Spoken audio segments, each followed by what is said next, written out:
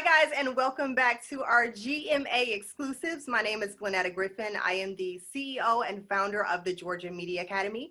And we have a very special guest today. I am so excited to talk with her and for you guys to meet her. So, you've all heard her. She has a very recognizable voice that we've all heard weekday mornings on V103, on Sports Radio 92.9, The Game and News, and Talk 1380 WAOK. She is the ATL traffic lady. Please welcome Stephanie Stallworth. Thank you for being here. Hey, thank you for having me. Absolutely. How you doing? Girl, I've been trying to get you on here for a long time, Stephanie. I'm just running for my life around here these days. I know, but that's I'm so glad good we got though. together. Busy is good. Busy is real good. Yes, it is. Absolutely. So I'm just so impressed with your journey. You've been in broadcasting for 32 years. Yes. That's a long time. That tells the whole You don't age, look right? like it, because I'm like, really? Like, I started when I was 2. right, exactly. I think that is amazing. And also I think it's amazing that you chose a career path and you stuck with it for so long. Like, you don't see that these days. You see people go to school for something and end up doing something else. So I commend you for that and for setting the tone and for hanging in there through the ups and downs. And, I want to hear all about that. So what we do here at GMA, we're here to inspire the next generation. We want all of our clients and our students to know the good, the bad, and the ugly. And that's why we connect them with real working professionals. And I don't want you to sugarcoat it with us today. Like, if it's something bad, it's like, tell us that part too. Don't go, Okay. this is like the most amazing job ever. Like, we want to know about the bad stuff too, and that's okay. So let's go back to the very beginning with you starting your journey. Like, how did you start your journey in broadcasting? Let's see. Well, I'm from Philadelphia originally. So if you think of broadcasting in terms of market size and such, Philadelphia at the time I was growing up was the 4th largest media market in the country. So I grew up watching pros in major markets, and I said, yeah, I want to do that. So once I said, okay, I want to do it, then I was able to watch people who did it really well. So it's not like if I started out in Arkansas somewhere small and there were people who were just starting, and then I would watch people who were just starting and figure out how to do it. I was able to watch the people who had been doing it for a long time do it well. And I said, I want to do that. And the funny thing, when I first said I wanted to be on the news, I want to do a news anchor thing. And then there were a lot of mob stories in Philly back then. That was back in a while ago. And they would always be talking about a mob hit so-and-so, blah, blah, blah. And I'm thinking, well, I thought, as a girl, wow, if I tell on the mob that they, did whatever, they're gonna come get me. I don't want to be a news anchor. Forget that. Right. I want to do something else. What else I still want to be on the news, but not that. What else can I do? Let me see. So I just went and got the degree. Went and got my bachelor's degree, undergrad at Shippensburg University, Pennsylvania State School, kind of like a Georgia State or another state school, and did internships and stuff. And then I didn't have a job when I first got out of school. You think, yes, I'm gonna get a job, I'm graduating, this is it. So I ended up being a banker. My mom had worked at the bank for a long time, and she always could get us jobs at the bank. So I worked in the trust and investment department there, and I just had no job. But I kept running into people that I knew who also had either interned with me or went to school with me. They're like, yeah, Stephanie, QVC, the cable shopping channel, was just starting up. Yeah, and that was my dream job, by the way, but I didn't want to be a show host. Yes, I wanted to be a QVC host so bad. Like, that was my dream job. Absolutely, that was mine too. When I saw it, I was like, I want to do that when they first started. And people said, oh, you got to work at QVC because they work there. I was like, nah, you don't know what you're talking about. And I didn't go. And then a young lady I worked with as an intern, as my banking job went out on a Friday go to an after work affair, I saw the intern girl there also. And I was like, hey, Jane, what are you doing? She's like, oh, I'm working at QVC. I was like, oh, there's another little bird about QVC. So let me see. I said, do they have anything there? She said, well, not really, but I'll put you in touch. And it turned out that, I had this stable banking job, could get a nice banking future, although I still really love broadcasting. I'm like, what am I going to do? And so they had an offer for something that was temporary, fill in maternity leave. Okay. No promise of a job after, right? So of course my parents are saying, "What do you mean you're going to take that job and no promise of a job after?" And I said, "Hey, I'm going to be so good doing it that they're going to offer me another job. I believe that. I just had to have Yeah. faith anyway." So I had to walk in there like that. And so I did well, whatever. And they said, "Oh, you did so great. We're going to keep you after the thing." And then that was the beginning of the broadcast career. So I worked backstage there. And yes, I wanted to be a show host. That was my dream job. I tried out a million trillion times and they kept Yes. saying, no, no, no, no. So I didn't let that stop me though. I just said, well, I know that I can do this, but a lot of times, you said the good and the bad, a lot of times you go to a broadcast job and I work backstage, picking up little diamond earrings from underneath the set. You're crawling underneath, it's dirty, it's gross. And they don't look at you as a show host. They look at you as a backstage person. Right. Yeah. So if they don't see you as the thing you're aspiring to be, then you're most likely not going to be at that place. You might have to go somewhere else. So I have to go somewhere else. So I ended up going someplace else. And I went from there to starting traffic reporting in Philly on the radio. And then I did some smooth jazz on the radio in Philly. And then the part-time traffic and the part-time smooth jazz, they cobbled together a job. You know how that goes. And then the traffic people said, "Hey, we're opening up DC. We need all kinds of people for DC. But again, go try out for DC. And if they don't like you, oh, well, you don't have a job." So Oh, I'm wow. like, well, I'm going to be so good, I hope, to, just pray I can go to DC. So I went to DC for 6 months, tried out, and finally they said, "Okay, you're hired, you can stay."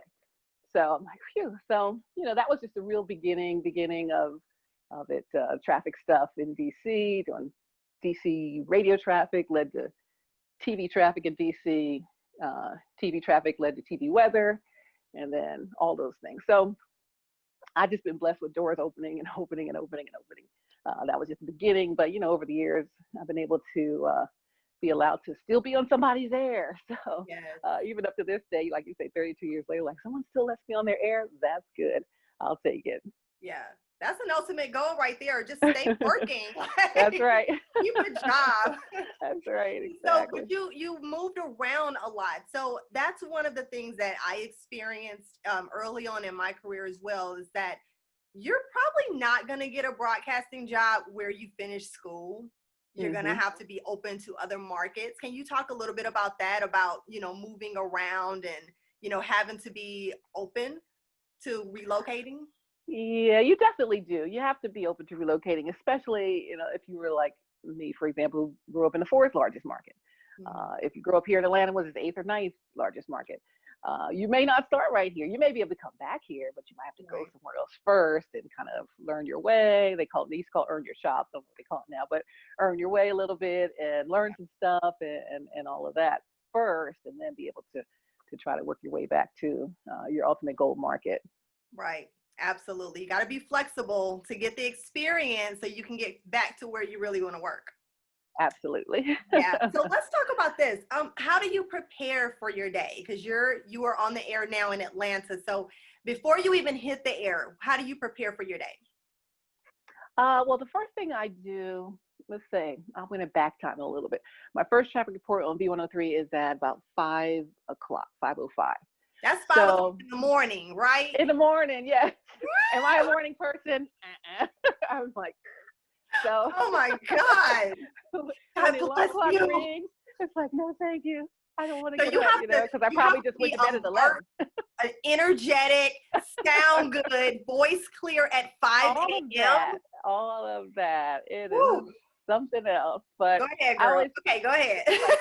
It's like Michigan J. Frog. You ever watch Looney Tunes cartoons where that little frog, he'd say, oh, he'd be dancing Broadway.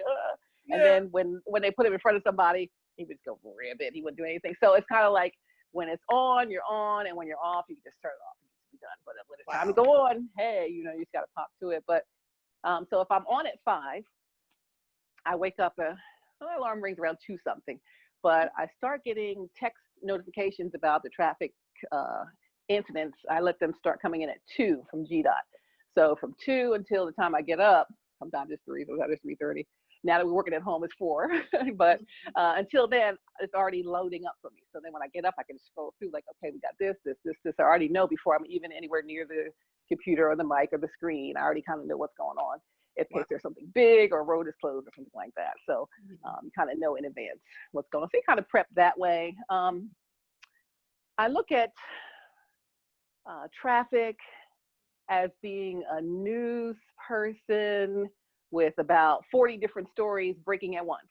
Oh my Because goodness. if there's 5 accidents and 3 stalled vehicles and you debris over here and whatever, all these things happening all at once, and you got to keep up with each of these stories. So Yeah. it gets to be very stressful, as opposed to maybe if you just had one story as a news reporter, doing a one story, you're covering that one story all day. I'm covering like a bunch of stories all morning long and keeping up with all of the details on all of them just as they continue to happen. So it's Yeah. not like you could just stop and say, okay, I'm not going to do anything. Okay, so what's going on? And you got to just keep up with everything. So yeah. Yeah. That's crazy because I can imagine by the time, from 2 o'clock to 5 o'clock, an accident can clear and that has changed or, Mhm. all of that because your news changes really quickly. Yes, as soon as you think it's something. See, so here's one thing in the COVID-19 environment, because we're working from home, I'm recording all three. I do 3 stations. I'm recording 3 stations of traffic. I used to just record 2 at the station when we were there and go live on V, but I record all 3. So now, because I have to record all 3, I got to record them in advance, and I don't like that as a traffic person because I'm a traffic person, and I Right. want it, if the road is clearing, I want to say the road is clear when it's clear, Hmm. not when the road is blocked. Like, for example, this morning, the road was blocked for a while. And then I recorded it as blocked but soon clearing because I have to kind of forecast ahead. Hmm. But really, by the time the report aired, because it's too late, it has to go through my channel to their channel to there to get on the board, to get on the air. It was already clear. So that, that kind of thing is a little frustrating for me, because traffic people just want their stuff to be accurate and current. So, Right. Of so, course. but you just have to record. So you work with whatever environment you have to work with. It's got to be really flexible in this business, I Yeah. think. Wow. Yeah. And professional because you know your stuff because all that to me sounds like a lot. Sounds like a lot. Well, let's walk through your day. So you said you start getting your traffic information from GDOT at 2. You start reporting and recording around what before 5 and Right before 5. Mm-hmm. okay, so walk us through like what your whole day looks like and when you are like clear to be another real person off the air. Like when does it end? Like walk us through your day. Oh yes. Let's see. Well, it's my reports are from 5 until 10, and Okay. then noon until 1. So they have Okay. noon reports too. So from 5 to 10, let's say 5 to 6 is the easy hour. I just only have one station. I just do V, and they do 4 reports in that hour. No Okay. big deal. Then when 6 o'clock hits, there's 3 stations, and there's 10 reports an hour total. So that's like if I were live somewhere, it's every 6 minutes it's a new report. But it's Ooh. not even live. It's record 6 reports, no new data for 6 reports, send 6 reports, save 6 reports, edit if you have to edit.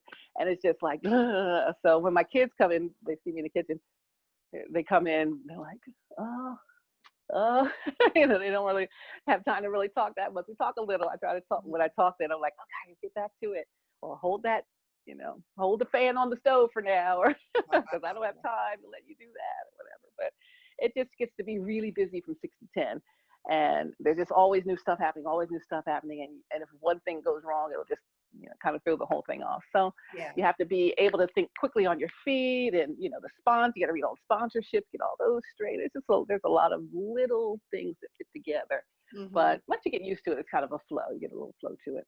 So 10 Yeah. o'clock comes, or really 9:30.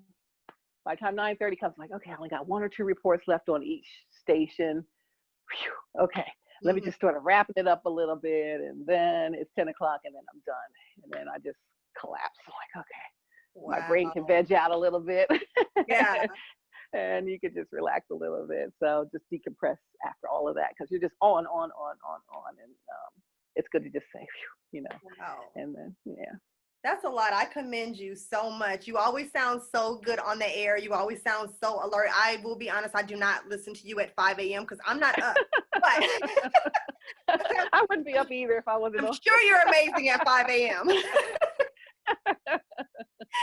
So let's talk about stress. Like, how do you manage stress or what kind of stress comes with your job? Well, the stress that comes with it is it's minimized over time as you get more experience. So you're not scared to be on, not Hmm. scared to go on the air. Right. My stress will come when I'm running short on time, or some of the equipment fails, or something doesn't go through, or something is wrong. I did something wrong, or read the wrong sponsor, or something like that. Those are the Yeah. stressor things, and that's when you just like quick, quick, quick. What do I do? Solution, solution, solution. You're always solving problems all morning long. So Mhm. I just have to solve problems, and I can't handle the stress during this time really, because there's no time to handle the stress. You just Yeah. have to push, and when I get a break, I try to work ahead a little bit, so I get a little break, get a little something to eat, walk around. When we were at the station, I would get up, walk around. Mhm. I had certain times I could do that. Here, a little less time because there's more reports. But you know, you just find a way to like walk away from it for a second, then come back. Or for me, I think I'm probably, to be quite honest, I've got other tabs open, Yeah. so I can surf the web doing something, looking at something else, just to like for a second, and then okay, I'm back at it. So you got to Wow. find a way to make it work for you. Wow, that's awesome. So you're working from home, and our worlds have changed in an instant with COVID-19. Yeah. How do you think journalism in general is going to be different when all of this is over? I think that it is going to be different in at least one way. One way that it's already different is that there were so many broadcast companies, facilities, places, managers, whomever, Mhm. who have a no work from home policy, right? So now all of a sudden we're all working from home. Yeah. Either if it's a team of people in a group show, they're working from individual homes, but yet they're putting it together. If it's individuals, people on the show, they're working from home. You see your TV station, they're some are in the studio, some are at home. And those are things we never thought would ever happen, Right. most likely. You might maybe a Tom Joyner or a Steve Harvey or a Ricky Smiley could work from home or separately or whatever, but most Mhm. people in general wouldn't be able to do that. So because we know it's possible, and because we know we're doing it and we're doing it well, then there may be more of that. I know they're trying to work us back into the office, so Mhm. that may not be necessarily here, but in some places, some people will be able to just continue to do it remotely, which will be quite nice. Yeah, I think that would be great too. I think people are getting used to it and kind of Hmm. enjoying the time at home and still being able to Yeah, balance getting their work done and turn it around. And I think a lot of employers are seeing that it can be done. I think before it was more of like a micromanaging thing. You don't know if your work is going to get done. And now when you right, have a choice, right. you're like, okay, the company's still open. Yeah, So, exactly. And yeah. think of how much money they could, if they were to, whatever companies were able to do it, to let their people work from home, they'd save on real estate costs, they'd save Yeah. on all kind of overhead, and that would be a nice thing Yeah. for some bottom lines there. You really just maybe need a conference room, like everybody come in, meet together, have a meeting. I mean, you Hmm. can still do that on Zoom. I don't know. I don't know. I mean, Right, some people right. have things they have to do in office, but for the most part, there's just going to be a new norm. And I think people are just going to Mhm. adjust. Absolutely. Yeah, yeah. Yeah, A new norm, that's for sure. absolutely. So let's talk about this. I get a lot of calls and messages from students, journalism students. They're graduating or have already graduated and they cannot find a job in their field. And we both know how that feels. Okay. Hmm. So, I tell them all the time that you really have to start before you graduate, but it's very difficult to get experience and to get things for your real and all of that kind of stuff. So what can an up and coming journalist be doing right now during COVID-19 while they're still in the house to kind of Hmm. prepare to get themselves back out there in their career? Well, I was asked that question by a young lady I'm mentoring a little, Maya Thames. You look for a great future journalist, future producer for news. She just graduated from Hampton. And I've been trying to help her get an internship and stuff down here. And it was a little tight, difficult to do. And she ended up finding some stuff up where she lived. And I spoke to her maybe about 3 weeks ago. And she said, "Hey, I'm just graduating. And I had an offer for a nice paid internship, but because of COVID-19, we're Yeah. not going to do it now, and everything's shut down and so forth. What can I do?" Mhm. Same thing kind of as you're asking. I said, "Well, what you can do is, just because we have COVID-19 and the businesses aren't open or hiring, maybe, that doesn't stop you from creating content. So Mhm. go create some content. Let's Mhm. say if you want to be a news person and COVID-19 is the biggest story or the election is the biggest story, go out and start creating some content. Doesn't Mhm. have to cost you a lot of money. You can use people are using their phones and stuff. This doesn't be something basic. I had gotten some equipment. I knew we might talk about this. I got some equipment. I got like a little if you want to like create like a thing. I had like a what do you call this thing? Teleprompter, Teleprompter, a yeah. portable teleprompter. You can get like little lights or whatever. All the stuff on Amazon. I got Mhm. my backdrop. That Mhm. looks like a lovely That's home, but it's beautiful, not. by the way. I was like, oh, your house is nice. I was like, Yeah. Say, someday that'll be my house. But a little backdrop, I mean, that was about 30 something dollars at on Amazon. So you can make it into whatever you like. So let's say you want to be a hard news person, go out there, maybe get some man on the street stuff, of course, masked up. Make sure you have your mask on. Mhm. But go get some man on the street stuff about COVID-19. Go ask some man on the street stuff about uh, the the campaign. But even though people aren't talking about that, they're talking about a lot of the police stuff Mhm. happening these days. So get something about that. That's a hot topic. But just start creating content and become somebody who, when things open up, you're not just saying, please give me a job. You'll Yeah, say, give me a job because I've done this, this, this, this, absolutely. and this. And I have this track record and I covered this in this way. And I managed this and I got these, I guess, followers or things for people these days now that we didn't have back then. Mhm. So all of that, just build it up, build a channel, do a YouTube, make your Instagram lives, do whatever it is. Everything is Yes. so available. We didn't have it.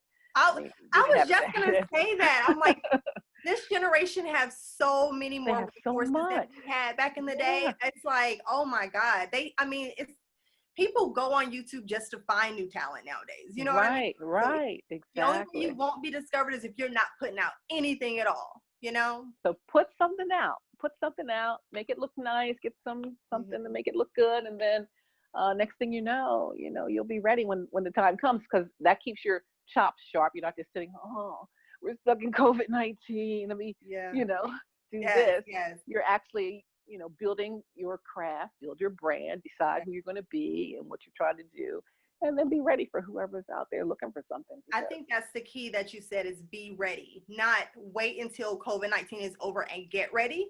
Like get right ready now so that you will now, be ready when it's over and you exactly. can literally like hit the ground running. Right. Because once it opens, people are going to say, we need people. Yeah. We have a Yeah. budget again. we're, Absolutely. we're ready to hire. And you want to Exactly. already, you don't want to be the one who's fresh out of college that says, I can do this, but you haven't done it. Yes. So show them that you can do it. Yeah. And you might be a little further ahead of the game there. Because, well, Absolutely. when we started, you weren't, you had to, you didn't have any experience and you started in the small market. Here you can make your own experience and maybe you could break into one of the bigger Yeah. markets a little bit Absolutely. easier that way than Yeah. what we were able to. So go for it. Make some Yes. I content, can definitely say go create. for it. Yeah. Everything's out And there. give you a better chance of working in your field like you for 32 years, Hmm. without having to go and do something totally different. It gives you a better chance of, staying working in your field. To me, that's the ultimate goal. It really is, because I see so many people who, get their degree in one thing and they're doing something totally different. Right, I right. did not spend all that money on my education to go and do something else. Let me just be clear. You know what I'm saying? So I'm like, Exactly. by any means necessary, I need to be working in my That's field right. and, That's right. working, letting this degree work for me. So, Hmm.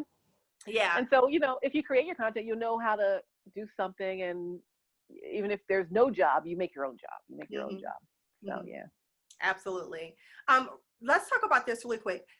The up and coming or the next generation, what advice do you have for them as far as like, let me ask you this. Would you recommend your job to someone else if they were just starting out and say, hey, Stephanie, I want to be a traffic anchor or a traffic reporter? Would you recommend your job? I would recommend this job, and I'll tell you why. You said I worked 32 years, and I've been working 32 years in the business, Mhm. mostly on, but again, like we talked about our children, I'm raising three sons, and Mhm. sometimes you got to do something else a little bit, and you Yeah. work part-time here, and you do something else there. I mean, I've driven a school bus or temped or whatever. I Mhm. teach now and all that stuff, but you still keep at it. But in terms of why you say traffic, and it's mostly still like this, traffic reporting is like an entity to itself. So even though you see all your favorite traffic reporters on different stations, they don't work for the station usually. I happen to work for the station now, but usually they work for a traffic provider. So there's like several traffic providers, and they hire a bunch of traffic reporters. So if this station doesn't like you anymore and they don't want you on their station anymore, you don't work for them. You work for the traffic provider. So the traffic provider is going to put you on another station because you still have a job. So that is what has been good about working in traffic, because if you were just a reporter or something else doing just news and you work for one company, then once you're out, then you're just out and you got to start over. But if a station says we're changing our show or we don't like their sound or whatever, they'll put you somewhere else. Okay, so it's like an agency, kind of like a staffing agency, sort of. Exactly, yeah. Awesome. So that's something to think about. There's a few different traffic providers in Atlanta. Every town has them, but they've been so consolidated. There used to be a bunch of little ones. Now there's just a few big ones. But if you just look up traffic reporter jobs, you'll see who's hiring for those. But yeah, so that's something to think about if you had nothing else. Also, it's something to think about as just a skill to have, because there's always going to be traffic. Doesn't matter where you are, there's always going to be traffic. So if you're working as a reporter, you're an anchor, somehow your contract ends, you get the boot, but you knew how to report traffic, go report traffic in the same town. You don't have to move, right? So it's just a good baseline kind of job that you can always get a job doing. So that's awesome. If you had to give someone 3 characteristics of a good traffic reporter, what are 3 characteristics that you would say you would have to have? Of a good traffic reporter, I'd say you'd have to like you have to like traffic. You have that's to, good. That's a start. You have to be. I don't know why I end up liking traffic, but I they used to have catalogs out when I was a kid, and we used to follow the racetracks around. Like, I love roads and I love maps, and all that stuff. But it wasn't traffic reporting to me when I first started was really just something to do. And then when I moved to DC, I got trained by a guy named Bob Marburg. He's like the dean of traffic in DC, and he didn't just read off the screen traffic. He just sat there and said traffic. He just told traffic stories, right? Yeah, stories. And he knew every nook and cranny of it. He drove around every, not that I do that, but I drive a little, but he drove around everywhere. He knew every nook, cranny, everything, just before there were cameras, before there was all that stuff. And he taught traffic in a way that made it a skill and an art. And so because I learned it that way, I love it that way. But you have to know that it's more than, oh yeah, I just want to get on the air and do traffic. If you're going to be a good traffic reporter, you have to not just wait for somebody to give you the information. You need to want to find it yourself. And there's so many sources, and you're going to want to be accurate and care if you want to be fast or accurate. You want to be accurate, not fast. So if you don't really know what it is, don't say, there's an accident there. And you don't know if it's an accident. You can say it's an incident. There's a trouble spot. There's a problem. We don't know what it is. We know it's something. We don't know what. So you want to be accurate. You want to have some curiosity, and you want to problem solve and try to get that done. Nice. So, I love it. Let's talk about your other projects, because you do more than just traffic. You have crossed over into television, and you teach and all those other things. What kind of projects are you working on right now? Well, right now I'm still teaching. I teach at SAE Institute. They're all over the world. SAE, go sae.edu. And we're at the Atlanta campus downtown, right on Peachtree, right across from the West End and above the Hard Rock Cafe. But it's right in a great location for people who want to learn the music industry. If you are a budding artist, or you make music, you're a music producer, you want to learn entertainment business or digital film, and like, let's say you're home making beats. I'm making beats, but I want to learn how to do it right and get a degree. So they can get a degree in it. So I don't teach that part. I teach the general ed part in communications. I have a master's in communications. So I teach the general ed communications classes, but they can get up to an associate's degree in Atlanta. They get bachelor's in other cities in those fields, but yet you're hands-on and you get all that great stuff. So sae.edu, a lot of great stuff going on there. Also, I am getting ready to start a show called The Flow, and it's going to be on Preach the Word Worldwide Television Network. It's a Christian network that's based in Roswell, but Okay. they're all over. I guess they broadcast around the world and do a lot of streaming also. So streaming is big, so they're doing some streaming. So I'll be starting that in June, probably late June, early July. So Okay. look for The Flow, but I'll be posting stuff about that. And then eventually, probably later this year, I'll be starting not only with my show, The Flow, but I'll be adding some other inspirational shows to a lineup for my own streaming show Right. network. So we'll be looking for that too. So we're looking for people, if you have some programming and stuff like that you want to get out there that's either inspirational or otherwise entertaining, Mhm. hit me up. And Okay. theflowtelevision@gmail.com, theflowtelevision@gmail.com. And hey, let's work together. So it'll be Hey, great. there you You might go. come down there to your studio for something. Yes, come on down. I can't wait for this to be over so you can come down and then I I'm going to call you know. and get on your show. That's right. That's right. This would be great. Awesome. I appreciate you so much and I appreciate your time. I know you were so busy, but I really appreciate this. I know Oh, that thank you. everyone that is going to, watch it and tune into it, I know it's going to help them and help inspire their career. I think we Good. I all hope need a so. little push and a little inspiration, right now. And we also need to see people who have done it to know that it can be done. It You can know, be done. It can. can be done. So I think that's amazing. And I've watched you for a very long time and I admire your career. So I just Oh, want to thank thanks. you. Absolutely. Thank you for being here. I want you to give us a final message and then tell us how to stay connected to you. Okay. Final message for up and coming folks in this industry or people who are stuck in their career. Just remember, it's never too late to either start, or if you did start, you had to stop because life happened. Mm-hmm. Start again. Okay. Don't not do it. It's never too late unless you say it's too late. Yes. If you say, I'm not going to forget it, it's too late, then it's too late. But if you say it's not too late, then guess what? It's not too late. So it's up to you what you're able to go ahead and do. But I say go do it. Go do what makes you happy, what makes your heart sing. And I know you said, well, it's work. But to me sitting there doing traffic reports, even though it's a lot, is not work to me. And they pay me to do something that I love to do, and then that I could be digging ditches or something really difficult. And I'm thankful that I'm still able to do what I do. So never too late is what I say. Go do that.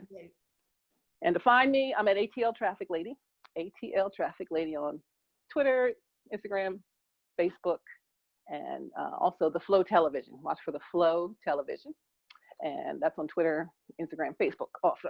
So we'll see you guys soon. Send me some content, make Yes. some content, and go for it. You got to go for it. Like, now your inbox is about to be flooded. I just want you to know I that. hope so. I love that. I hope so. I want to work with some people, so it's going to be awesome. great. Stephanie, thank you so much for pouring into us today. You guys stay connected at GeorgianMediaAcademy.com, and we'll see you next time.